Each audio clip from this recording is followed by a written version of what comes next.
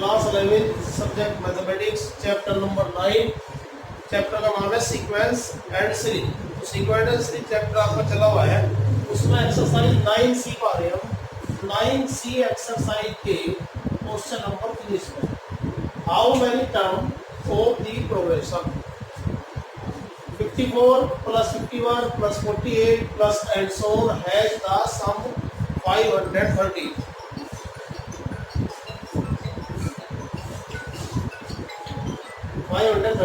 Explain the double answer. जो इसका answer double आएगा उसको एक्सप्लेन करना, ठीक है।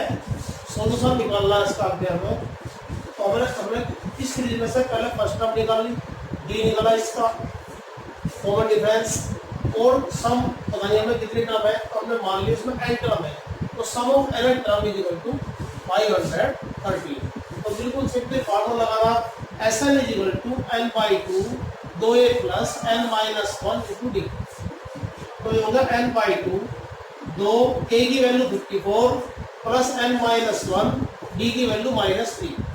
तो यहाँ पर आ गया 513, इसकी मल्टीप्लाई करिए आ गया आपको 108, इसकी मल्टीप्लाई करिए माइनस का 3n प्लस का 3 108 प्लस 3 111, 2 की इधर मल्टीप्लाई कर दी 1026 हो गया।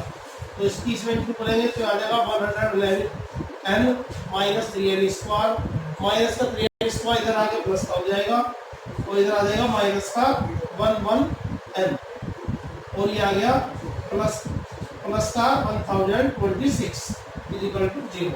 3 इसमें से कॉमन ले लिया हमने, यहाँ बच गया n स्क्वायर माइनस के 37n प्लस के 342 इज इक्वल टू 0। 3 चला गया 0 में, तो n स्क्वायर माइनस के 37n plus 342 is equal to 0। तो हमें 342 के फैक्टर करने हैं, 342 के फैक्टर करने हैं, तो हमें 342 के फैक्टर करने, ये आ गया आपके 3, 3, 2 और 19।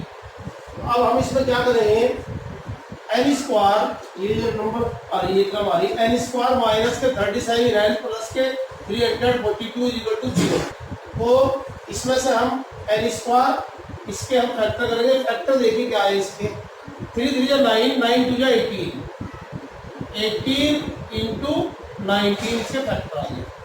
तो 18 और 19 को अगर प्लस करें तो 37 आएगा, और मल्टीप्लीकेशन करें तो 342 आएगा। n स्क्वायर माइनस के 19n माइनस के 18n 342 n, इसमें से कॉमन लिया n माइनस 19, इसमें से 18 कॉमन लिया तो माइनस के 18n आ गया प्लस के 342। इन दोनों में से n कॉमन ले लिया, n माइनस 19, 18 कॉमन ले लिया, n minus 19, n minus 19, n minus 18। If n minus 19 is equal to 0, then n is equal to 1, n is equal to 19, और n minus 18 is equal to 0, तो n is equal to 18।